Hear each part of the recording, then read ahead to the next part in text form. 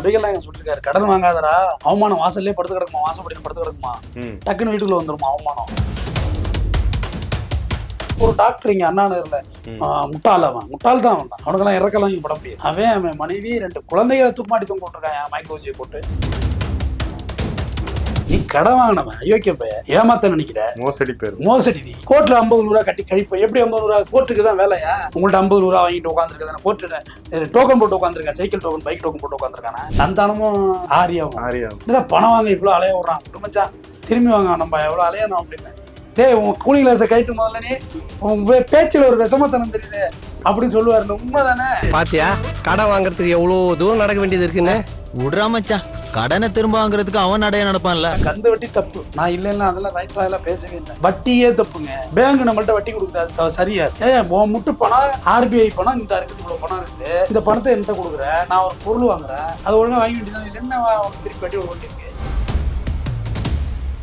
10 வட்டி 20 வட்டிக்கெல்லாம் வாங்குறாங்க. Daily loan சொல்றாங்க, DL 1 லட்சம் ரூபாய்க்கு 80,000 கையில கொடுக்குறாங்க. 20,000 வட்டி 1 லட்சம் ரூபாய்க்கு. நீங்க திருப்பி கொடுங்க 1 லட்சம் கொடுங்க. 100 நாள் இல்ல. ஒருத்தன் வறுமைக்கு கடன் வாங்கிட்டான், அவனை வசூலி விஜய் மலை போய் அப்படி வசூலிச்சிட்டியா, நீரவ முடிய வசூலிச்சிட்டியா? ராசில யாரு பக்கம் சொல்றது? 1 கிலோ இந்த பக்கம் ஆப்பிள் பழம் வை, இங்கிட்ட 1 கிலோ அந்த கல்லு வை, இடக்கல்ல. ஆப்பிள் பழத்தை திங்க முடியும், இடக்கல்ல திங்க முடியுமா? திங்க முடியாது. ஆனா அந்த இடக்கல்ல ஆப்பிள் எடை போடுது. சாப்பிடுற பொருளை இடக்கல்ல எடை போடுது இல்ல, அது பேர் தான்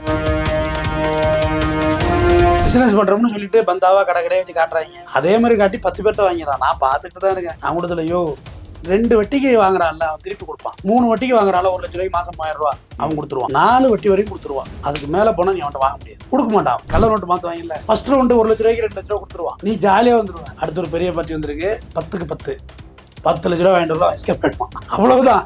ஏற்கனவே அவனுக்கு கொடுத்த 1 லட்சத்து லாஸ் இல்ல, லாபம் தானே. அதோட போயிடுவான், நம்பர்ல சுவிட்ச் ஆஃப் பண்ணிடுவாங்க. ஏய் செட்டியார் உசாராயிட்டான்னு செல்லதுக்கு போடுவாங்க இல்ல, சதுரங்க வெட்டையில வண்டி யூட்டர்ன் செட்டி உசாராயிட்டான். தனியாராவது யாராச்சும் பஞ்சாயத்து பேசி போட்டாங்க. உண்மையா சொல்றேன், தனியாருன்னு யாராவது ஊர் தலைவர் இல்ல அவங்களுக்கு வேண்டப்பட்டவங்க இல்ல நமக்கு வேண்டப்பட்டவங்க யாரையும் வச்சு பஞ்சாயத்து பேசிடலாம். இந்த மாதிரி வாங்கினது உண்மைதான், பட் இவன் டோட்டலா நொடிச்சு விட்டான். இவனுக்கு ஒரு இடம் கிடக்க, அதை வித்து விட்டு ஒன்று செட்டில் பண்ணுவான். வட்டி கொடுக்கலாம் மாட்டான், அசல் வரும். சம்மதனா சொல்லு, 3 மாசம் டைம்னு நம்ம சொன்னாலே சரி, வட்டிக்காரவங்க எதுவும் முடிவு பண்ணுவாங்க, அசல் வந்தா போதுங்கிற முடிவு எடுத்துருவாங்க ஒரு இடத்துல. ஆனா பேங்க்காரன் அப்படி இல்லை.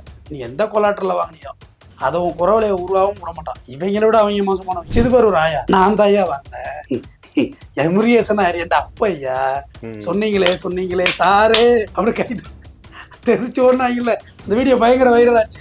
சார் வாங்கினேன் முனேஸ்வரன் யாரு சார்? நீங்க 2 அப்பா தானே சார்? சொன்னீங்களே சாரு. நீ காலைல ஒரு டேட்டா, சொகுசுக்காரர்கள் 0.6% இந்த ஆண்டு வீழ்ச்சியா, விற்பனை ஆகலையா. அடுத்த வருஷம் வரும் பாரு ஆஃபர்ல, ஆடி வேணுமா ஆடி ஆடி ஆடி ஆடி ஆடின்னு ஆடிட்டு வருவாங்க. Apple phone, orange phone, apple திராட்சை போன் இருக்குல்ல, அதுல மொத்தம் அந்த டோனே வச்சிருக்கணுமா, அது கவர் போடக்கூடாதான். அதை எடுக்கிறது அப்படி மேட்சா எடுக்கிறாங்க. இப்படி வச்சாக்க இதுக்கு பிறகு இருக்கு. இப்படி வச்சா பூரா ரெக்கார்டிங் பண்ணிட்டு போயிடுவான்டா. நான் போன இப்படி இருந்தா தான் பேசுவேனே ஒருத்தட்ட. போன இப்படி இருந்தா கொஞ்சம் போன கூட நல்ல போனா இருக்கே வாங்கி அப்புறம் தான் கேஸை பத்தி பேசியிருந்தாங்க போன அப்படி எடுத்து கட்டனே வாங்க கூடாது. காட் ப்ராமிஸ் சொல்றேன், ரேவா சொல்றேன், தைரியமா சொல்றேன். தெரியாதனமா எனக்கு ஒரு EMI இருக்கு கார்ல. உண்மையாவே அது ஏதாவது பெரிய பணமா வந்துச்சுன்னு அதை அடைச்சு க்ளோஸ் பண்ணி அதை ஆர்சி போட்டு வாங்கி தலைவானில வச்சு அப்பாடான்னு தூங்கணும். கடன் இல்லாம சாப்பிட்டு தூக்கிப்பாரு ஒரு நாள் மேலே. இங்க அதை விட சுகம் போதையெல்லாம் ஹெராயின் கொக்கையெல்லாம் சொல்றவங்க நம்ம அடிச்சது இல்லை. அதை தாண்டின போதை அதுதான் கடன் இல்லாம வாழ்றது. ஏன்னா இந்த RBI கொடுத்துட்டு ரூல்ஸ் ஃபுல்லா பேங்குக்கு சாதகமாங்க, பொதுமக்களுக்கு பொதுமக்கள் ஒன்றும் கிடையாது. நீ கடன் வாங்கணும், கட்டாம தெருவில் நிற்கணும் தான் பொதுமக்கள். நான் பஜாஜ்லயே லோன் வாங்கியிருக்கேன். இப்ப 8 மாசம் குறைஞ்சி EMI போட மாட்டான். முதல் மாசம் இருக்குல்ல, அப்பயே என்கிட்ட ஃபுல்லா காசு வந்து நான் கொண்ட கட்டினா வாங்க மாட்டேன். மினிமம் 3 மாசமா. என்னடா இது? வணக்கம் சார். வணக்கம். எப்படி இருக்கீங்க? நல்லா இருக்கேன். உங்க பேர்ல எவ்வளவு கடன் இருக்கு? கார் லோன் இருக்கு. கார் லோன் இருக்கு. இதெல்லாம் நீங்க தெரிஞ்சு வாங்கினது இல்லையா? கார் லோன்னா தெரியாம வாங்கிட்டேன். இல்ல அதாவது நீங்க உங்களோட யூஸுக்காக வாங்கினது, தெரிஞ்சு வாங்கினது. தேவையில்லை. வீட்டு loan, home loan, car loan, bike லோன்லாம். ஆனா நம்ம வாங்காமலே ஒரு லோன் நம்ம பேர்ல இருக்குது. ஒவ்வொரு இந்திய குடிமகனுக்கு மேலேயும் பல லட்சம் கடன் இருக்கு அப்படிங்கிறாங்க இல்லையா? இந்த கடனுங்கிறது அப்பார்ட் ஃப்ரம் பாத்தீங்கன்னா உலக வங்கியில இருந்து, சுவிஸ் பேங்க்ல இருந்து எல்லாருமே இந்தியா கடன் கொடுக்குறாங்க இல்லையா? பட் நம்ம இங்க பர்டிகுலர் என்ன பேச போறோம்னா அந்த லோக்கல் வட்டி, கந்து வட்டி, அதை பத்தி தான் பேச போறேன். அதுதான் ஒரு எக்ஸ்பிளைன் கொடுத்தேன். அந்த கந்து வட்டியில நடக்கிற கொடுமைகள் என்னன்னு சார்? கடனே கொடுமை தான். அதுல ஒண்ணுமா அந்த நபிகள்லாம் எங்க சொல்லியிருக்காரு, கடன் வாங்காதடா, ம் அவமானம் வாசல்லே படுத்து கிடக்குமா, வாசப்படியில் படுத்து கிடக்குமா, ம் டக்குன்னு வீட்டுக்குள்ள வந்துருமா அவமானம். ம் அது நபிகள்லாம் எங்க சொல்லியிருக்காரு. ஏன் கம்பரே சொல்லியிருக்காருங்க, கடன் பட்டார் நெஞ்சம் போல் கலங்கி நின்றான் இலங்கை வேந்தன். ம் நாடு போய் எல்லாம் போய் தோத்து நிராயுதபாணியா நிக்க உள்ள அதை எங்க ஓமை கொண்டு வர்றான் பாருங்க. ம் கடன் பட்டார் நெஞ்சம் போல் கலங்கி நின்றான் இலங்கை வேந்தன். அப்ப கடன் இவ்வளவு கொடுமையானது. ம் அது ஊனம் ஊனம் ஊனம் இங்க ஊனம் இல்லைங்கிற ஒரு பாட்டு இருக்கு. ஆமா. பொற்காலங்கிற படத்துல வடிவேலு பாடுற மாதிரி இருக்கும். ம் கடன் வாங்கின வந்து கடன் பட்ட வந்து கடன் வாங்கின ஊமை, இதை கண்டி இருக்க நாம, நீ எதையும் பேச முடியாது. ம் நாணயம் தப்பி விட்டால் உன் பேச்சு இங்க எடுபடவே எடுபடாது. நீ கொள்ளக்காரனாரு, பெரிய ரேபிஸ்டாரு, கொலைகாரனாரு, என்ன வேணா செய், ஆனா நாணயத்துல மட்டும் சரியாரா உன்னை யாரையும் வீழ்த்தவே முடியாது. அந்த நாணயத்தை காவந்து பண்ண முடியாம தான் நிறைய பேருக்கு தற்கொலை பண்ணிக்கிறாங்க. வந்து திட்டுற வார்த்தைகள் டைஜஸ்ட் பண்ணிக்க முடியாது, பச்சை பச்சையா கேட்கறானுங்கல்ல, ஆமா. அதை டைஜஸ்ட் பண்ணிக்க முடியாது. இப்போ ஒரு டாக்டர் இங்க அண்ணா நகர்ல முட்டாள் தான் அவன், அவனுக்கெல்லாம் இறக்கலாம் இங்க பட முடியாது. அவன் மனைவி 2 குழந்தைகளை தூக்குமாட்டி தூங்க போட்டிருக்கான் மயக்க ஊசியை போட்டு. திரும்பி டாக்டர் ஒரு இடத்துல கிளினிக் வச்சா ஒரு நாளைக்கு 4000 5000 சம்பாதிக்க போற, பொறுமையா அட கடன். இப்ப என்ன கிட்ட போச்சு, கடன்கிறது திருப்பி கொடுக்க முடிஞ்சாதான் கொடுக்க முடியும், இல்லைன்னா எதுக்கு சாகணும். என்கிட்ட பணம் இல்லை, தர்றப்பதான் தர முடியும். இது மீறி 2 அடி செருப்பாளிங்கன்னா அடிச்சுட்டு போ, ஒரு அடிக்கு 1 லட்ச ரூபா கழிப்பேன், 10 அடி 10 லட்ச ரூபா கழிச்சிடுவான், ஓடிப்போடு அப்படின்னு சொல்ல வேண்டியதானே. அதுக்காக செத்து போறதா பாவம் இல்லையா அந்த பிள்ளைங்களாம். சில பேர் அந்த வருமானத்தை தாண்டி மானத்துக்காக பயந்து நம்ம வீட்டு வாசல்ல வந்து அசிங்கப்படுத்துவாங்க, அவமானப்படுத்துவாங்கதான். இதோட பேங்க்காரன் பயங்கரமா படுத்துவான் தெரியுமா. அது நான் கேட்கணும்னு நினைச்சேன் சார். இப்போ வந்து பேங்க்காரன் வந்து நம்மகிட்ட வாங்குறோம், லோன் ப்ராசஸ் பண்ணி எல்லாமே வாங்குற டாக்குமெண்ட்ஸ் எல்லாமே பக்காவா கொடுத்தா வாங்குறோம். நீங்க லோக்கல்ல வாங்குற கந்து வட்டி கூட நம்ம எந்த டாக்குமெண்ட்ஸ் கொடுக்கறதுல ஒரு நம்பிக்கை அடிப்படையில கொடுப்பான், டெய்லி வட்டி வாங்குறதுலாம் இருக்கு இல்லையா. பட் பேங்க்ல நம்ம எல்லா டாக்குமெண்ட்ஸும் சப்மிட் பண்ணி தான் வாங்குறோம். 1 மாசம் லேட் ஆனாலே வந்து ஆள் அனுப்புறாங்க, 1 மாசம் லேட் ஆகி அடியால் அனுப்புறாங்க சார். ஒரு 15 நாள்ல வந்து மறுபடியும் கட்டி அதை ஸ்டடி பண்ணலாம். அது பிரீத்திங் பீரியட் ஒரு 3 நாள் 4 நாளைக்கு மறுபடியும் பணத்தை போடலாம். ஓகே. அப்புறம் 1 மாசத்துக்கு வந்து 1 மாசத்துக்கு ஆள் வர மாட்டாங்க. 3 மாசம் 1 மாசம் லேட் ஆனா 3 மாசத்துக்கு வரைக்கும் ஆள் வர மாட்டாங்க. லேட் ஆனா அவ்வளவு ஃபோன் கால் வரும். மொத்தம் 18 பக்கெட் இருக்கு. முதல் பக்கெட் 1, பக்கெட் 2, பக்கெட் 3, 18 பக்கெட். ஒரு 10வது பக்கெட்டுக்கு மேல எல்லாம் பயங்கர டார்ச்சர் ஆயிடும். 15வது பக்கெட் எல்லாம் உச்சம், தாக்கு பிடிக்கவே முடியாதும்பாங்கல்ல. அது 18வது பக்கெட் விட்டுருவாங்க உடனே, அவ்வளவு ரைட் ஆஃப் ஆயிடும் லோனு. தொந்தரவு 18 பக்கெட் வரைக்கும் தாக்கு பிடிச்சிட்டீங்கன்னா அந்த படத்தை கட்ட வேண்டியதில்லை. அப்புறம் கோர்ட்ல கேஸ் போடுவாங்க, அட்டாச்மெண்ட் போடுவாங்க, அதை அப்புறம் ஃபேஸ் பண்ணிக்கலாம். இந்த மஞ்சள் நோட்டீஸ் கொடுக்கறதுல என்ன கதை? அது இன்சால்வன்சி பெட்டிஷன், நாட் மஞ்சள் நோட்டீஸ். அது டோட்டல் அது தப்பாவே, எல்லாம் தான் தப்பு, எல்லாம் தப்பா புரிஞ்சு வச்சிருக்காங்க, சட்டத்தையும் தப்பா புரிஞ்சு வச்சிருக்காங்க. மஞ்சள் நோட்டீஸ் எங்க இருக்கு? மஞ்சள் நோட்டீஸ் கோயில் திருவிழாவுக்கு தான் அடிப்பாங்க மஞ்சள் நோட்டீஸ். மஞ்சள் நோட்டீஸ் என்ன சொல்றதுன்னா, ஐயா என்கிட்ட கடன் இல்ல, இன்சால்வன்சி பெட்டிஷன், என்னால கொடுக்க முடியாது, ஒரு பேச்சு வழக்குல எழுத சொல்றோம். மஞ்சள் நோட்டீஸ் கொடுத்துட்டாங்கன்னு சொல்றாங்க. ஐபி வந்து பாத்தீங்கன்னா டோட்டலா நம்ம வந்து கடன் ஆயிடுறோம். நம்மள்ட்ட எந்த ப்ராப்பர்ட்டி இருக்கக்கூடாது, எல்லாமே சோல்ட் ஆயிருக்கணும், இல்ல ஒண்ணுமே இருந்துடக்கூடாது. உங்க பொண்டாட்டி பேர்ல இருக்கக்கூடாது, உங்க புள்ள பேர்ல இருக்கக்கூடாது. இருந்தா நீங்க கோர்ட்ல ஐபி ஃபைல் பண்ணலாம். ஐபினா எத்தனை பேருக்கு நீங்க பணம் கொடுக்கணுமோ அத்தனை பேர் அட்ரஸையும் போட்டு முதல்ல ஐபி நோட்டீஸ் ஆகும், கோர்ட்ல நம்பர் ஆகும், கோர்ட்டு தான் டிக்ளேர் பண்ணணும். இன்சால்வன்சி இவர் நொடிப்பு நிலையர், தமிழ்ல நொடிப்பு நிலையர்னு. அது வரைக்கும் கேஸ் எல்லாம் நடக்கதான் செய்யும். செக் கொடுத்தீங்கன்னா அது 138 தனியா நடக்கும். அது இந்த மஞ்சள் நோட்டீஸ்குள்ளேயும் வராது. கடனையும் வாங்குவேன், ஒரு அமௌண்ட் காசை வாங்கினாக்கி செலவு பண்ணிட்டு போயிடுவேன், செக்கையும் கொடுப்பேன், அதுக்கும் காசு கொடுக்க மாட்டேன். இது எவ்வளவு பெரிய அநியாயம். கடன் வாங்கினா ப்ராப்பரா திருப்பி கொடுக்கணும், அவ்வளவுதானே. கொடுக்க முடியல வாங்கக்கூடாது. நான் வந்து இந்த ஒரு ஃபினான்ஸ் மோசடி பண்ணுவாங்கல்ல சார், அவங்கள மாதிரி அந்த எக்கனாமிக்கல் கிரைம் அந்த மாதிரி விஷயத்த நான் ஒரு ஆள்கிட்ட பேசினேன். அவரு கிட்டத்தட்ட 200 கோடி மோசடி பண்ணவர். அவர்கிட்ட நான் கேட்டேன், என்ன பண்ணுவாங்க, மிஞ்சி போனா 3 மாசம் உள்ள வைப்பாங்க, ஜாமீன்ல வெளியே வர போறேன், அந்த கேஸை ரிட்டர்ன் பண்றதுக்கு அந்த இல்லைன்னு சொன்னா முடிஞ்சு போச்சு அப்படின்னு அசால்ட்டா சொல்றாரு. அது என்ன கதை சார்? அது விவரம் புரியாம சொல்றாரு. அது பேர் அசால்ட்டா தான் எல்லாம் சொல்றீங்களா, விவரம் புரியாம சொல்றது. 50 லட்ச ரூபாய் கடன் வாங்கிட்டு உள்ள போறீங்கன்னா 20 லட்ச ரூபாய் டெபாசிட் கட்டணும், அப்பதான் பெயில் கொடுப்பாங்க. இருக்கணும்ல, காசு வேணும்ல, கட்டிட்டு தானே வெளியே வரணும். சும்மா சொல்றது, கடன் வாங்கிட்டா சொல்லிடுறது, ஏன் அறிவு கட்டத்தமா பேசுறது. நான் வெறுப்பா இருக்குது பத்தி எல்லாம் பேசினால. நான் கோர்ட்ல வந்து 100 ரூபா 50 ரூபாய் கட்டுவேன்னு ஒருத்தர் சொல்றான் என் கிளைண்ட். நீ வக்கீலுக்கு படிச்சிருக்கியா, நான் படிச்சிருக்கேன். நீ கடன் வாங்கினவன் அயோக்கிய பைய, ஏமாத்த நினைக்கிற, மோசடி. நீ கோர்ட்ல 50 ரூபா கட்டி கழிப்ப எப்படி? 50 ரூபா கோர்ட்டுக்கு தான் வேலையா? உங்கள்ட்ட 50 ரூபா வாங்கிட்டு உட்காந்துருக்கா, கோர்ட்டு டோக்கன் போட்டு உட்காந்துருக்கா, சைக்கிள் டோக்கன், பைக் டோக்கன் போட்டு உட்காந்துருக்கானா? முதல்ல செக் கேஸ், செக் கொடுத்தாலே செக்குக்கான பணம் கொடுத்ததுதான் பொருள். செக் கேஸ்ல 90% விடுதலை ஆக முடியாது, வழக்கு கன்விக்ஷன் தான் ஆகும். செக்கு உள்ள காசு கொடுத்து தான் ஆகணும். உங்களுக்கு எனக்குமான கம்யூனிகேஷன் நிரூபிச்சுட்டாலே முடிஞ்சு போச்சு. இப்போ யாரும் பணம் எல்லாம் கையில கொடுக்கறது இல்லை, எல்லாம் அக்கௌண்ட் ட்ரான்ஸ்ஃபர் தான் பண்றாங்க. ஆமா. அதே ஒரு ஆதாரம் கொண்டாந்து பேங்க்ல வச்சிடுறாங்க. நீங்க எப்படி ஏமாத்துவீங்க? பணம் வாங்கக்குள்ளே ஏமாத்துற மனநிலை பேசினா அந்த பணத்தை எப்படியோ ஒருத்தன் கொடுக்குது. துட்டு வாங்கக்குள்ளேயே அட விடுமச்சான் அந்த சந்தை இப்போ சந்தானமும் பாஸ்கரும் போவாங்க, ஆரியாவும் பணம் வாங்க இவ்வளோ அலைய விடுறான், விடுமச்சான் திரும்பி வாங்க நம்ம எவ்வளோ அலையணும் அப்படின்னு. டேய் உன் கூலி கிளாஸை கைட்டு முதல்ல நீ உன் பேச்சில் ஒரு விஷமத்தனம் தெரியுது அப்படின்னு சொல்லுவார்ல, உண்மைதானே? பணம் நான் என்ன சொல்றேன், கந்து வட்டி தப்பு, நான் இல்லைன்னா அதெல்லாம் ரைட்டா எல்லாம் பேசவே இல்லை. வட்டியே தப்புங்க. பேங்க் நம்மள்ட்ட வட்டி கொடுக்குது, அது சரியாது. உன் முட்டு பணம் ஆர்பிஐ பணம் இந்த இருக்குது, இவ்வளவு பணம் இருக்குது, இந்த பணத்தை என்கிட்ட கொடுக்குறேன், நான் ஒரு பொருள் வாங்குறேன், அது ஒழுங்கா வாங்கி வேண்டியது இல்லை, என்ன உனக்கு திருப்பி வட்டி விட வேண்டியிருக்கு? 2 பைசா வட்டி, என் நகைக்கே வட்டி கட்ட சொல்றேன். ப்ராசஸ் தானே சார். இப்போ நீங்களும் என் வட்டிக்கு எதுக்கு நான் என்ன சொல்றேன், நீ கடன் கொடுத்து இல்ல, வட்டி எங்க இருந்து உருவானுச்சு, சர்ப்ளஸ் மணி எங்க இருந்து உருவாச்சு? அயோக்கியத்தானே இல்லையா? ஏங்க 10 வட்டி 20 வட்டிக்கெல்லாம் வாங்குறாங்க. அது தனியார் பேங்க் கிடையாது. டெய்லி லோன் சொல்றாங்க, டிஎல். 1 லட்சம் ரூபாய்க்கு 80,000 கையில கொடுக்குறாங்க. ஆமா கரெக்ட், அது உண்மை. 20,000 வட்டி 1 லட்சம் ரூபாய்க்கு. நீங்க திருப்பி கொடுக்கும் 1 லட்சம் கொடுக்கணும் 100 நாளையில. 100 நாளைக்கு டெய்லி வந்து எவ்வளவுன்னா 1000 ரூபாய். எப்படி கொடுக்க முடியும்? கொடுக்க முடியாது. அதை 20,000 எடுத்துக்கிறாங்க, 80,000 தான் கைக்கு வருது. மறுபடியும் அந்த 20,000 ரூபாய் அடுத்த ஒரு 80,000 வெளில கொடுக்குறான்னு வச்சு 2வது லட்சத்துல 40,000 ரூபாய் ஆயிடுது. ஆமா, நான் உங்கள்ட்ட அன்னைக்கு சொன்னேன்ல, ஆமா வட்டி கடை வைக்கணுமா, 1 லட்ச ரூபாய் கையில வச்சுட்டு வை, கடன் வாங்காம அந்த 1 லட்ச ரூபாய் எடுத்துட்டு வை, 1 லட்ச ரூபாய் நகை வந்துடும். அடுத்த நாள் கொண்டு பேங்க்ல வச்சுட்டு 1 லட்ச ரூபாய் மறுபடியும் வந்துடும். இப்படியே 30 நாள் வந்து 30 லட்சம் வந்துருதுல கையில காசு. இப்போ போன ஜெயலலிதா ஆட்சியில பாத்தீங்கன்னா, மறைந்த ஜெயலலிதா அவர்களோட ஆட்சியில பாத்தீங்கன்னா இந்த கந்து வட்டிகள்லாம் வந்து ஒழிச்சாங்கன்னு சொன்னாங்கல்ல சார். ஆனா இன்னை வரைக்கும் நடைமுறையில் இருந்துட்டு கந்து வட்டி எல்லாம் காலங்காலமா இருக்கு. இந்த கோயம்பேடு மார்க்கெட் போனாலே டெய்லி சீட்டு போட்டு கந்து வட்டி வச்சு இப்ப தமிழ்நாடு கவர்மெண்ட் ஒரு ஆக்ட் கொண்டு வந்திருக்காங்க. பணம் கேட்டெல்லாம் ஒருத்தர் தொல்லை பண்ண 5 வருஷம் தண்டனை.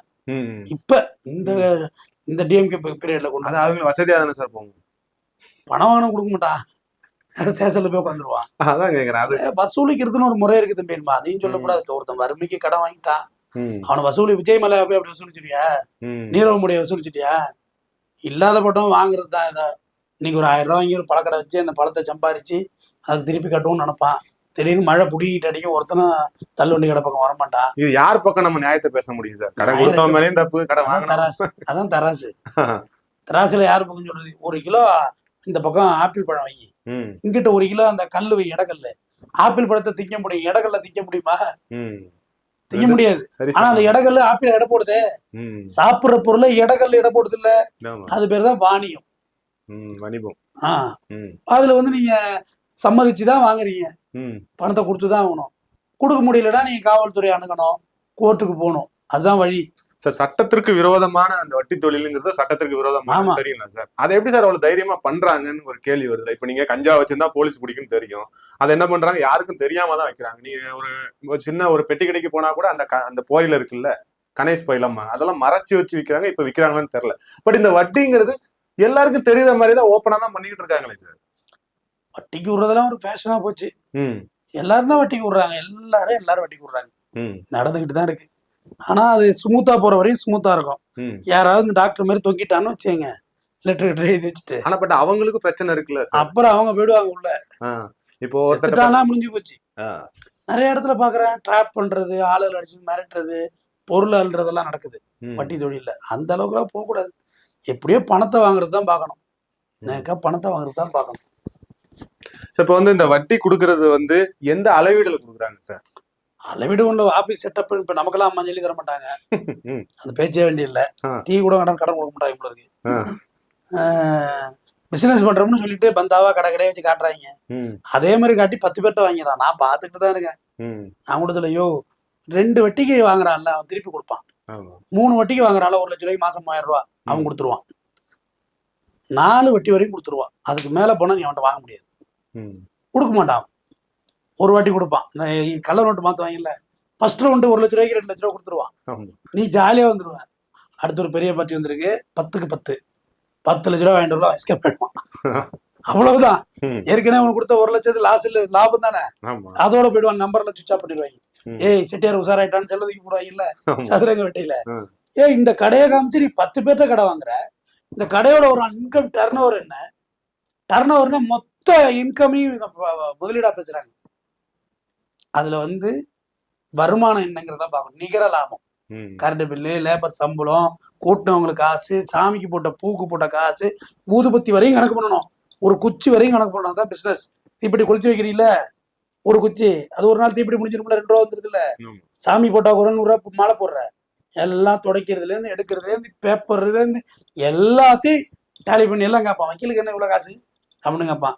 வக்கீலுக்கு எந்த டீசல் போட்டு கோர்ட்டுக்கு போண்டாமா, பங்களால ஓசில டீசல் போடுறாங்க, இருக்கு இஎம்ஐ கட்ட வேண்டாமா, வக்கீலு ஏசியில உட்கார வேண்டாமா, குழுன்னு பேப்பர் ஜெராக்ஸ் எடுக்க பேப்பர் காசு கொடுக்க வேண்டாமா, வக்கீலுக்கு குடும்பம் கிடையாது, சோறு இல்லையா, பிள்ளைங்க இல்லையா, தொழிலே இதுதான். ஸ்கூல் ஃபீஸ் இன்னைக்கு வந்து எல்கேஜிக்கு 40,000. என்ன தெரியுமா சிவா, 1 கோடி ரூபாய் ஏமாந்துருப்பான். நம்ம 5 லட்சம் ஃபீஸ் கட்டணும்னு வச்சுக்க, 5 லட்சமா 1 கோடி ஏமாந்துருக்கடா. உனக்கு மீட்டு கொடுத்தா 1 கோடி லாபம், எனக்கு கொடுத்தா 5 லட்சம் போக பாக்கி 95 லட்சம் ஒரு ப்ராஃபிட் தானே. எவ்வளவு பெரிய எண்ணங்கள் பத்தியா, அவன் என்ன எவ்வளவு சுத்தமான எண்ணமா இருக்கு பத்தியா. இதே டாக்டர் போய் கேட்ட சொல்லு, இதுக்கு ஒரு இது அக்கௌண்ட்ல கூட பணத்தை கட்டு வந்துடும், உயிர் இல்லைங்க. அவன் என்ன சொல்லுவான் அப்படின்னா, 1 ஹவர்ல ஆபரேஷன் பண்ணா அப்புறம் அவரை பார்க்க முடியாது அப்படி. நமக்கு அது மாதிரி மிரட்டுறதுக்கு ஒரு வாய்ப்பு இல்லை. வரேன் அந்த பயத்தை காட்டுறாங்கல்ல, நமக்கு அது மாதிரி மிரட்டுறதுக்கான வாய்ப்பு இல்லை. எல்லா தொழிலும் சொல்றேன், வட்டிக்கு பணத்தை வாங்கிட்டு அது திருப்பி கொடுக்கறதுக்கான எந்த விதமான சோர்ஸ் இல்லாம பணத்தை வாங்குறாங்க. அது திருப்பி கட்டவும் முடியாது, அவனால ஒண்ணும் பண்ண முடியாது. சார், இந்த பேங்குக்கும் இவங்க தனியார் கொடுக்குற வட்டிக்கு என்ன சார் வித்தியாசம்? 2 வட்டி தான். தனியாராவது யாராச்சும் பஞ்சாயத்து பேசி போட்டாங்க, உண்மையா சொல்றேன். தனியாருன்னு யாரையாவது ஊர் தலைவர் இல்ல அவங்களுக்கு வேண்டப்பட்டவங்க இல்ல நமக்கு வேண்டப்பட்டவங்க யாரையும் வச்சு பஞ்சாயத்து பேசிடலாம். இங்க மாதிரி வாங்கினது உண்மைதான், பட் இவன் டோட்டலா நொடிச்சு விட்டான், இவனுக்கு ஒரு இடம் கிடக்குங்க, அதை வித்து விட்டு ஒன்று செட்டில் பண்ணுவான், வட்டி கொடுக்கலாம் மாட்டான், அசல் வரும், சம்மதனா சொல்லு, 3 மாசம் டைம்னு நம்மள சொன்னாலே சரி, வட்டிக்காரவங்க இருந்து முடிவு பண்ணுவாங்க, அசல் வந்தா போதுங்கிற முடிவு எடுத்துருவாங்க ஒரு கட்டத்துல. ஆனா பேங்க்காரன் அப்படி இல்லை, நீ எந்த கொலாட்டர்ல வாங்கினியோ அதை உன் குறவலையை உருவாகவும் விட மாட்டான். இவங்களை விட அவங்க மோசமானவங்க. அது பாய்க்கு வந்து பேசுறது, அடிக்க ஒடியாடுறது, பைக்க புடுங்கிறது, சீஸ் பண்றதா வச்சது பாரு ஒரு ஆயா. நான் தான் ஐயா வாங்கினேன், என் முருகேசனா என்ட அப்பா ஐயா, சொன்னீங்களே சாரு அவனு கை தெரிச்சு ஒண்ணாங்கல்ல. அந்த வீடியோ பயங்கர வைரல் ஆச்சு. இதனடா புது ரகமா இருக்கு அப்படின்னு கிளவி ஒண்ணு ஆத்தா அவன் வட்டிக்கு வாங்க வந்து கலாச்சி விட்டுருவான், நெஞ்சல் அடிச்சிடும், ஓட ஆரம்பிச்சிருவான். அந்த மாதிரி இருக்கு. வட்டி கலெக்ஷன் பண்ண படத்துல கட்டி போட்டெல்லாம் உடிச்சிருக்காங்க. கலெக்ஷன் ஏஜென்ட் இருக்காங்கல்ல, இன் பண்ணிட்டு அந்த பேண்ட்டுக்கு அந்த சட்டைக்கு சம்மந்தமே இருக்காது, இன் பண்ணிட்டு வருவான். அது ஊர் நாடு பிடிச்சி கட்டி போட்டு எங்க வந்தா கடவாங்க வடவை உரிச்சு விட்டுருவோன்னு. அதனால எல்லாருமே அவன் டார்கெட்டு, அவன் அதுக்காக வேலை பார்க்குறான். அவன் என்ன செய்வான், அவனுக்கு போனா அந்த மந்த் எண்டு மீட்டிங்ல அவனை வாங்கி அவனை போட்டு கிழிக்கிறாங்க. அவன் என்ன செய்வான், வசூலுக்கு இங்க வந்து நிற்கிறான். இது ஒரு பெரிய ப்ராசஸ். முதல்ல கடன் ஏன் வாங்க வேண்டும், எதற்காக வாங்கிடும், ஏன் திருப்பி கொடுக்கவில்லை, 3 விஷயம் இருக்கு. கடன் ஏன் வாங்க வேண்டும், ஒரு விஷயம் இருக்குன்னா, ஒரு ஃப்ரிட்ஜ் வாங்கணும், எவ்வளவு ஒரு ஃப்ரிட்ஜ் 20,000 வருமா, 40 இருக்கும், இப்ப இருக்கும் 20,000 ரூபாயில இருக்கு, 10,000 உள்ள ஃப்ரிட்ஜ் இருக்கு.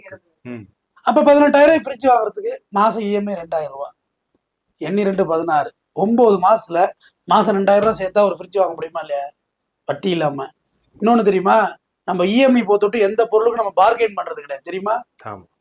காரணம் லோனு இல்லைன்னா நீ பார்கெயின் பண்ணலாம். எந்த கடைக்கு நான் 5 ரூபா பார்கெயின் பண்ணி தர்றேன், நான் 38,000 ஏசி சொல்றானா, அதெல்லாம் முடியாது, 31,000 தான் வேணாம் தர்றேன், 30,000, 31, 500 சார், இதுக்கு மேல பண்ண முடியாதுன்னு ஒரு ஸ்டேஜ்ல வருவான். 31,000 காசு வச்சிருக்குன்னு வச்சுக்கிய, உன்னை விட மாட்டான், வியாபாரம் பண்ணிடுவான் கூப்பிட்டு. யாரு போய் வியாபாரம் பார்கெயின் பண்றீங்க, பில்லு போட்டுருக்கு, அதுக்கு மேல தொட்டாயின்னு ஆடிக்கிட்டு இருக்கு தொப்பி மாரி, 39,500 இஎம்ஐ போடு, இன்னும் இஎம்ஐ போட்டு டக்கு செல்ல மாதிரி போடு, சிவில் நல்லா இருக்குது, போட்டு டிச்சடான்னு மெசேஜ் வரும், 2ஆம் தேதியிலேருந்து கழுத்துல கத்தி லோன் இஎம்ஐ வசூல். இல்லை எவ்வளோ அக்கிரமம், 0% டவுன் 0% இன்ட்ரெஸ்ட். அது நான் இது கம்பெனி நடத்துறானா, அவன் ஏதாவது யாகசாலை நடத்திட்டு இருக்கானா. இதோட பெரிய விஷயம் என்னன்னா, 1 ரூபா கொண்டு வந்து லேப்டாப் கொண்டு போவாங்க, வெறும் 1 ரூபா கொட்டி லேப்டாப் எப்படா, அது முழுசும் சொல்றது கிடையாது, அதுக்கு பின்னாடி இந்த இது என்ன இருக்கு, ஸ்கேமுங்க அது. 0% டவுன்ல எப்படி பொருள் கொடுக்க முடியும். கார் 0% உங்களுக்கு எடுத்துறவா, 20 லட்ச ரூபா வண்டி, புது வண்டி 0% வாங்க எடுத்துறேன். Tax, road tax, insurance, registration cost 3 இருந்தா போதும் உங்களுக்கு வண்டி உண்டு. நீ எப்படி கட்டுவ, டியூ எங்க இருந்து கட்டுவ, கடனை கொடுத்து நீ காலைல ஒரு டேட்டா, சொகுசுக்காரர்கள் 0.6% இந்த ஆண்டு வீழ்ச்சியா, விற்பனை ஆகலையா. அடுத்த வருஷம் வரும் பாரு ஆஃபர்ல, ஆடி வேணுமா, ஆடின்னு ஆடிட்டு வருவான். நீ ஆடிட்டு போய் வாங்கிட்டு போக வேண்டிய அப்படி பொங்கலா பொங்கல் நம்ம மக்கள் இலவசம்னு பார்த்தா போதும், அதுக்கு பின்னாடி என்ன இருக்குது? நமக்கு ஒரு இப்ப மார்ஸ் கனஸ் எழுதினது இந்த புக்கு பணம் சார் உளவியல். ஆமா, இந்த புக்கு வந்து தமிழ்லே இருக்கு. இந்த புத்தகத்தை வந்து நான் படிச்சிருந்தேன்னா நான் கார்லாம் வாங்கியிருக்க மாட்டேன். இந்த புத்தகத்தை படிச்சிருந்தா. கொஞ்சம் லேட்டாக தான் புத்தகத்தை படித்தேன். எனக்கு இல்லாத மதிப்பு வெளியே நிற்கிற வெயிலில் கிடக்கிற தகரடை பார்க்கும் மதிப்பா. வெறும் தகரம், அது தகரம், பிளாஸ்டிக் இருக்கு, லெதர் சீட் இருக்கு, நெருப்பு போட்டு கொளுத்தினா எரிஞ்சு போயிடும். அது எனக்கு தான் மதிப்பு. நான் தான் பிராண்டு. உங்க வீட்டு ஃபங்க்ஷனுக்கு நான் வரேன்னா நான் தான் பிராண்டு. தமிழ்வேந்தன் வர்றான், அதுதான் பிராண்டு. தமிழ்வேந்தன் ஆடி காரில் வந்தான்ங்கிறது பிராண்டு கிடையாது. இப்ப அதை வச்சுதானே சார் மதிப்பீடு பண்றாங்க. அப்ப அந்த மதிப்பீடு பண்ற இடத்துக்கு போவாது. அவன் தரங்கட்டவன், அவன் தரங்கட்டவன் உனக்கு என்ன பேச்சு? உனக்கு எது தேவை? சுத்தி பார்த்தா நமக்கு தேவையில்லாத பொருள் இருக்கு. நம்மளை சுத்தி உட்கார்ந்தோம்னா தேவையில்லாத பொருட்கள் தான் இருக்கு அதிகமா. இந்த ரஜினிகாந்தே ஒரு பேட்டில சொல்றாரு, என்ன பார்த்து எல்லாரும் நீங்க எளிமையா இருக்கியோ, நான் BMW கார்ல போறேன், போயஸ் கார்ல வீடு அப்படி இருக்கேன், 5 ஸ்டார்ல சாப்பிடுறேன், முட்டாள்தனமா என்னைய பார்த்து எளிமையா இருக்கு. அது நீங்க சொன்னது இப்பதான். ஆமா, என்னை சுத்தி எல்லாம் பணக்காரத்தனமா தான். அது இந்த அர்ச்சனாவோட பேட்டில சொல்லியிருப்பாரு. என்ன நீங்க சும்மா எளிமைங்கிறீங்க. எளிமையெல்லாம் இல்ல, அது சரியான வார்த்தை சார், நல்ல வார்த்தை. என்னத்துக்கு இதுல போயிட்டு செல்போனு நான் அந்த கவர் எல்லாம் போட்டிருப்பேன். உண்மையிலேயே அந்த கவரை கட்டினா, ஒரு நிமிஷம் இருங்க, இந்த கவரை இது நம்மடி கழட்டிட்டேன். சூப்பரா இருக்கு பாருங்க போனு, இவ்வளவு ஸ்லைடா இருக்கு பாருங்க, வெயிட்டே கிடையாது. ஆனா நான் என்ன பூமர் வந்து கவர் போட்டு தான் யூஸ் பண்றேன். கவர் போட்டு தான் என் போன் இருக்கு, உடையாது. நான் காசு கொடுத்து வாங்கின பொருள், எனக்கு வலிக்கும். ஆனா கவர் இல்லைன்னா விழுந்து உடைஞ்சிரும். தொடர்ந்து வேர்வைப்பட்டா டச்சில் வேர்வைப்படுது. அடுத்தவங்கள்ட்ட போனை கொடுத்து தொடச்சி கொடுக்கல, அது ஒரு மாதிரி அவங்க அன்ஈஸியாக கூட நினைக்கலாம். அந்த பேசுங்க அப்படின்னு சொல்றது. ஏன்னா அந்த உலகத்திலேயே வாஷ் பண்ண முடியாத 2 விஷயம் செல்போனும் பணமும் தான். எல்லாத்தையும் வாஷ் பண்ணலாம். கேமராவுக்கெல்லாம் கிளீனர் ஸ்ப்ரே இருக்கு, அடிச்சிங்கன்னா வாஷ் பண்ணலாம். 2வது அதில் வாயை வச்சுக்கிட்டு இல்லை, கிருமி இருக்கிறதுலாம் வேலை இல்லை. இந்த அதுக்கு அவ்வளோ தூரம் இருக்கு. இதில் அவ்வளோ பாக்டீரியா கிருமிகள் இருக்கும். என் வாயில் உள்ள ஃபங்கஸ், உங்க வாயில் உள்ள ஃபங்கஸ். ஃபோன்லாம் அடுத்தவங்கள பேசிட்டு வாங்கி பேசாதீங்க. அதை எங்கேயாவது வாஷ் பண்றோமா? பணத்தை எண்ணிட்டே ஒரு வாயில ஒரு பணத்தை வச்சுட்டு பாக்கி பணத்தை எண்ணிட்டு இருக்கான். இப்படி எண்ணிட்டு இருக்கோம்ல, வாயில ஒரு நோட்டை கப்புறான். டே, அது ஃபுல்லா பாக்டீரியா. அது எவ்வளவு பேர் வேர்வையில கடந்து அந்த பணம் வருது. இன்ஃபெக்ஷன். அதெல்லாம் பணத்தையெல்லாம் கிளவுஸ் போட்டு எண்ணுங்க, சானிடைசர் நாப்கின் போட்டு எண்ணுங்க. பேங்க்ல உள்ள எம்ப்ளாயே வெறுங்கையால தான் என்றான். இன்ஃபெக்ஷனை வாஷ் பண்ண முடியாத ஒரு விஷயம் பணமும் மொபைலும். அதை நம்ம அவ்வளோ ஈஸியாக ஹேண்டில் பண்ணுறோம். அதில் இந்த ஆப்பிள் போனு, ஆரஞ்சு போனு, ஆப்பிள் திராட்சை போன் இருக்குல்ல, அதில் மொத்தம் அந்த டோனே வச்சிருக்கணுமா. அது கவர் போடக்கூடாதான். அதை எடுக்கிறது அப்படி மேட்ச்ஸாக எடுக்கிறாங்க. இப்படி வச்சாக்க இதுக்கு பிறகு இருக்கு. இப்படி வச்சா பூரா ரெக்கார்டிங் பண்ணிட்டு போயிடுவான்டா. நான் போனை இப்படி இருந்தால் தான் பேசுவேனே ஒருத்தன்ட்ட. போனை இப்படி இருந்தால் கொஞ்சம் போனை கூட நல்ல போன இருக்கே வாங்கிட்டு அப்புறம் தான் கேஸை பற்றி பேசியிருந்தாங்க. போன அப்படி எடுத்து கொடுக்கும். இப்படி போட்டு போனை வச்சிருக்கான். அது நல்லா மேலே எட்டிக்கிட்டு நிற்கிது, கேமரா முடிச்சுக்கிட்டு ரெக்கார்டிங் பண்ணி ஊரில் கொண்டு தூத்துறதுக்கு வீடியோவை. இது ஒரு பந்தா. ஆப்பிள் ஐபோன் வாங்கல, என்னட்டே நிறைய பேர் கேட்குறாங்க. ஐபோன் இல்லைங்க, நான் கீழே போட்டுருவாங்க, அது நிறைய யூஸ் பண்ண தெரியாது எனக்கு. ஜிபே, ஊபே, அந்த 1000 பேர்லாம் வச்சிருக்கணும், அதெல்லாம் அதில் யூஸ் பண்ண தெரியாது எனக்கு. எனக்கு தேவைப்பட்டா நான் வாங்கிக்கிறேன். எனக்கு என்னைக்கு நெசசிட்டி இருக்கோ நான் வாங்கிக்கிறேன். எதுக்கு இப்போ பந்தாவுக்காக வாங்கி என்ன பண்ண போகிறோம்? ஒருவேளை இந்த புத்தகத்தை படிக்கலாம் நான் வாங்கியிருப்பேன். ஐபோன் வாங்குறதே எனக்கு பெரிய விஷயம். ஒரு சிங்கிள் செக்கில் நான் வாங்கிடுவேங்க. எனக்கு ஒரு மேட்டர் இல்லை. நான் 1 லட்ச ரூபாய் தானே, சிங்கிள் செக்கில் நான் வாங்கிடுவேன். பட் எனக்கு அது அவசியம் இல்லையே. எனக்கு கம்யூனிகேட் பண்ண ஃபோன் இருந்தால் போதும். ஃபேஸ்புக்கு, இன்ஸ்டாகிராம், என்னென்ன எல்லா கிராமம் அதில் இருக்கு. நல்லா கருமாந்திர ஆப்பு பூரா அதுக்குள்ளே இருக்கு. ஜிபே, இப்போ பணம் அனுப்ப, வீடியோ எடுக்குது, நல்லா கிளாரிட்டியாக இருக்கு. நல்லா வேற எதுக்கு கடன் வாங்கி பெருமை நடத்தினா எருமை மேய்ச்சோம்னா போக வேண்டிய சந்தியில. கடனால எவ்வளோ குடும்பங்கள் சந்தியில போச்சு. தூத்துக்குடியில, இன்னும் ஞாபகம், திருநெல்வேலியில அந்த குழந்தைக்கு ரொட்டி பாக்கெட்லாம் வாங்கி கொடுத்து அழைச்சிட்டு வர்றான் பஸ்ல. அந்த குழந்தை என்ன நினைச்சிட்டு வரும்? அவங்க பிக்னிக் போறோம்னு சொல்லி வேடிக்கை பார்த்து வந்து மரணக்கான ஊற்றி சேர்த்துறாங்க. எரிச்சுக்கிட்டு குழந்தையும் எரிச்சு போச்சு. கையில ரொட்டி பாக்கெட்டோட எரிஞ்சுது குழந்தை. மறந்துடுறானல எல்லாத்தையும். கட்டனே வாங்க கூடாதுங்க. காட் ப்ராமிஸ் சொல்றேன், நான் இந்த பிரேவா சொல்றேன், தைரியமா சொல்றேன். தெரியாதனமா எனக்கு ஒரு இஎம்ஐ இருக்கு கார்ல. உண்மையாவே அது ஏதாவது பெரிய பணமா வந்துச்சுன்னு வையேன், அதை அடைச்சு க்ளோஸ் பண்ணி அந்த ஆர்சி புக்கை வாங்கி அந்த தலைவானில் வச்சு அப்பாடான்னு தூங்கணும். என்னோட உழைப்பு ரத்தத்தை உரியுது. வட்டியா கட்டுது. வேற எந்த இடத்துல நான் கடன் வாங்கினது இல்லை. சிங்கிள் பால் பாக்கெட்டை நான் கடன் வாங்கினது கிடையாது. வாங்க மாட்டேன். அது அவமானத்தை கொண்டாந்து கொடுத்துரும். பால் வாங்க காசு இருந்தா பால் போட்டி குடிப்போம், இல்லைன்னா பால் இல்லைன்னா வெற காப்பி போட்டு கொடுப்போம். வெற காப்பினா எங்க ஊர் பாஷை அது வேற. கருப்பட்டி காப்பி அது வெற காப்பின்னு சொல்லுவாங்க. அது வரக்காப்பி, வரட்டு காப்பியா வரக்காப்பி, அதை போட்டு குடிப்போம். அதுவும் இல்லையா பட்டியா இருப்போம். என்ன கெட்டு போச்சு இப்ப? எதுவுமே இல்லைன்னா பிச்சை எடுத்து சாப்பிடுவோம். கடை வாங்கி சாப்பிடக்கூடாது. அதை விட கௌரவம் பிச்சை எடுத்து சாப்பிடுறது. தொல்லையாவது இல்லை. கடை வாங்கணும்னா வேலை முடிஞ்சு போச்சு. நீ எந்த சுத்திலையும் தப்பிக்க முடியாது. அது வளர்ந்துக்கிட்டே போகும். இப்ப மழை பெய்யுது, வெயில் அடிக்குது, கொரோனா வந்துருச்சு. கடன் வாங்கினீங்களே, கொரோனா ஊரே பூட்டி கிடந்துச்சு. பேங்கெல்லாம் உங்கள்கிட்ட கடன் வசூல் பண்ண மாட்டானா? எல்லாம் கவர்ச்சி திட்டத்தை அறிவிச்சாங்க. மேண்டோரியம் பேரு தர்றோம், அது தர்றோம்னு. எதுவும் கூட தலைங்கிட 2 பங்கா வாங்கிட்டு போயிட்டானுவோம். வட்டிக்கு மேல வட்டி. காரணம் பேங்க் வந்து வாயால வியாபாரம் பேசல தம்பி, கம்ப்யூட்டர் வியாபாரம் பேசிக்கிட்டு உங்கள்கிட்ட. எலக்ட்ரானிக் கிளியரன்ஸ் செக்ஸ் அதுவா கிளியரன்ஸ் போட்டுக்கிட்டே இருக்கும். பவுன்ஸ் பவுன்ஸ் பவுன்ஸ் பவுன்ஸ்னு. எவ்ரி மந்த் இஎம்ஐ என்ன, எவ்ரி மந்த் இன்ஸ்டால்மெண்ட் இஎம்ஐ போயிட்டே இருக்கும். பவுன்ஸ் ஆக காசு போட்டு தள்ளி உன்னை உரிச்சு எடுத்துருவாங்க. உரிச்சு கொரோனாவில் விழுந்தவன் இன்ன வரைக்கும் எழும்பல தம்பி. எல்லாம் பாதி குடும்பத்து மேல சந்திக்கு போயிட்டானோ. 1000 கோடி வாங்கணும் அந்த ரேஞ்சில் ஒழிகிறான், 100 கோடி வாங்கணும் அந்த ரேஞ்சில் ஒழிகிறான். நம்மள மேல லட்சக்கணக்கில் இன்னும் எழும்ப முடியல. கடன் அவ்வளோ அவமானத்தை தரும். எந்த வகையிலும் வேண்டியது. நகை இருந்தால் கூட வித்துருங்க, வித்துட்டு கடன் அடைங்க, நிம்மதியா இருக்கு. கடன் இல்லாமல் சாப்பிட்டு தூக்கிப்பாரு ஒரு நாள் மேலே இங்கே. அதை விட சுகம் போதையெல்லாம் ஹெராயின் கொக்கையெல்லாம் சொல்றானோ, அதெல்லாம் நம்ம அடிச்சது இல்லை. அதை தாண்டின போதை அதுதான் கடன் இல்லாமல் வாழ்றது. ஆனா இந்த ஜப்திங்கிற முறையே ஒரு அயோக்கியத்தனமான முறையா இருக்குதுல்ல சார்? நீங்க இப்ப 4 மாசம் நம்ம இஎம்ஐ கட்டிட்டோம், 5வது மாசம் நம்ம கட்ட முடியலன்னா நம்மளோட மொத்த ப்ராடக்ட் எடுத்துட்டு போறது, நம்ம போட்ட இன்வெஸ்ட்மெண்ட்டையும் சேர்த்து எடுத்துட்டு போறதுக்கு சமம் தானே சார்? ஆமாங்க. சீஸ் பண்ணக்குள்ள நீ ஒரு கார் வாங்குற, அந்த கார்ல வந்து ஒரு பாதி பணம் நீ கட்டியிருப்ப. ஒரு 10 லட்ச ரூபா காரு, 4 லட்சம் கட்டிட்ட, பாக்கி 6 லட்ச ரூபா தான் நீ கட்ட வேண்டியது இருக்கு. சரி, அந்த காருக்கு அன்னைக்கு வேல்யூஷன் போடுவோம். அன்னைக்கு வேல்யூஷன் போட்டா ஒரு 6 லட்ச ரூபா அந்த வண்டி விற்குன்னு வச்சுக்கோம். நம்ம கொடுத்த காசு இருக்குல்ல, அதுல மட்டும் கொடுத்துட வேண்டியதானே. சரி, நகை இருக்கு, என் வீட்டு நகை நான் கொண்டாந்து அடவு வைக்கிறேன். அடவு வச்சுனா நான் திருப்பி எடுக்கல, நகை 1 லட்ச ரூபா போனா நீ 80,000 தர்ற. என் 1 லட்ச ரூபா வந்தா எனக்கு ஒரு இன்ஃபார்ம் பண்ணு. சார் உங்க நகை 1 லட்ச ரூபா வந்துருச்சு, கேபிட்டலோட முடிஞ்சுது, மீட்கிறீங்களா ஆக்ஷன்ல விடுறீங்களா? ஆக்ஷன்ல விடுறேன்னா சிபில்ல ஏன் ஏற்றி விடுறேன்? நீ நான் தான் ப்ராப்பர்ட்டி ஒன்று கொடுத்துட்டு தானே பணம் வாங்கியிருக்கேன். ப்ராப்பர்ட்டி கொடுத்துட்டு தானே பணம் வாங்கியிருக்கேன். அப்பயே அதை சிபில்ல ஏற்றி விடுற.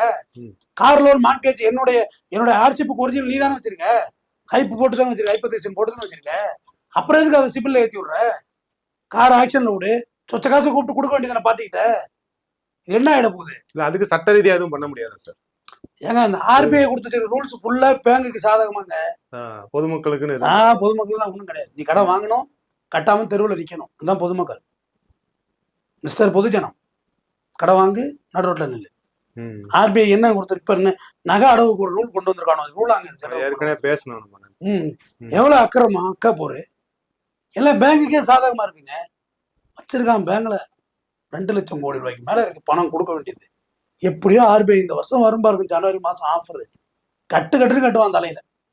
ஏங்க 0 பேமெண்ட் டைல்ஸுக்கு விளம்பரம் பண்றானுங்க. வீடு கட்டுறவனு டைல் வாங்கி ஓட்டுறதுக்கு காசு இல்லையா? எதுக்கு டைல் வாங்கி போடுறான்? தார்பாய் விரிச்சிட்டு புதுசன் மாட்டி தூங்க சொல்லு தார்பா மேல. இன்னொன்னு, இப்ப நம்ம வந்து ஒரு ப்ராடக்ட் வாங்க போறோம் அப்படின்னா அந்த பஜாஜ் பைனான்ஸ் சொல்லிட்டு அவங்களே முன் வந்து சில விஷயங்கள் கொடுக்குறாங்களா சார்? பஜாஜ்ல பைக் தான் வந்துச்சு.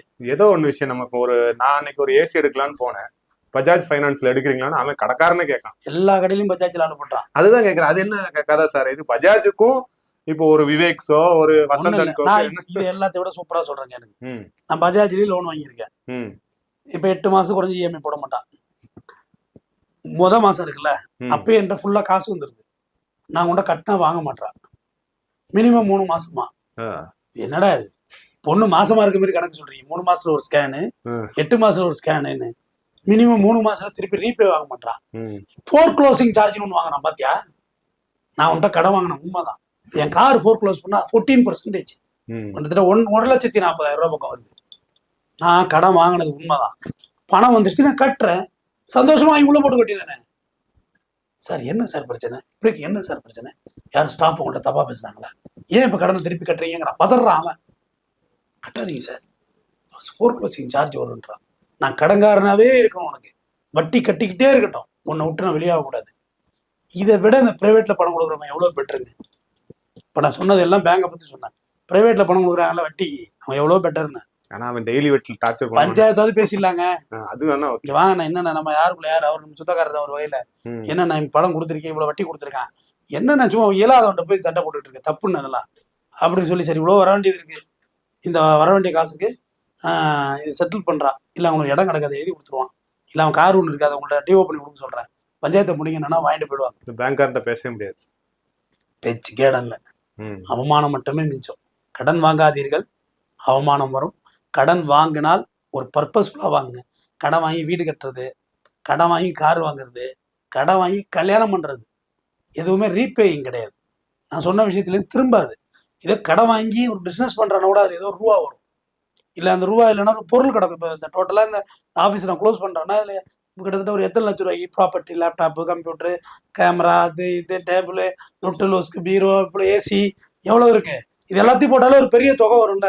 பெரிய தொகை பிடிச்சி இதுக்கு மேலே என்கிட்ட காசு இல்லை, இதோட போறேன்னா போ, இல்லைன்னா இதுவும் இல்லை கோர்ட்டுக்கு போ அப்படின்ட்டு போயிடலாம். கடன் வாங்கி எதுவும் செய்யாதீர்கள். தகுதி இருந்தால் தனம் வந்தால் தகுதி வருவாங்க, தனம் வந்தால் தகுதி வரும், காசு வந்தா இந்த தகுதி தானா வரும். அதுக்காக இங்க யாரும் கார் வாங்க வேண்டாம், யாரும் எல்லாருமே இப்படியே நிற்க வேண்டியதானா அப்படின்லாம் கிடையாது. இவ்வளவு பேருக்கு இஎம்ஐ போடுறான்னா, ஒரு நகைக்கு இஎம்ஐ போடுறானா, இஎம்ஐ போட்டு கொடுத்துருக்கணும்ல நகை வாங்குறதுக்கு, ஏன் இஎம்ஐ போடுறது இல்லை? லாபகரமான விஷயத்துக்கெல்லாம் போட்டு தர மாட்டான். பேங்க்ல ஜொல்லுக்கு இஎம்ஐ போட்டு கொடுத்துருக்கானான்னு கேட்குறேன் உங்களுக்கு, ஏன் போட்டு கொடுக்க மாட்டான்? யோசிச்சிங்களா இன்னைக்காவது? எல்லாத்துக்கும் இஎம்ஐ போட்டு தர்றாங்கிறான், டைல்ஸ் வரைக்கும் வந்துட்டான், டைல்ஸ் கக்குசு பேசின்னு எல்லாத்துக்கும் வந்துட்டான் இஎம்ஐ. ஏன் நகைக்கு இஎம்ஐ போட்டு தர மாட்டான்? இடத்துக்கு இஎம்ஐ போட்டு தரான், நகையும் போட்டு கொடுக்க வேண்டியதானே? போட்டு கொடுக்க மாட்டான். ஏன்னா நகையை நீ இன்ஸ்டண்டா கேஷ் ஆக்கிட்டு போயிட்டே இருப்ப, நீ அவன்கிட்ட தப்பிச்சிருவ.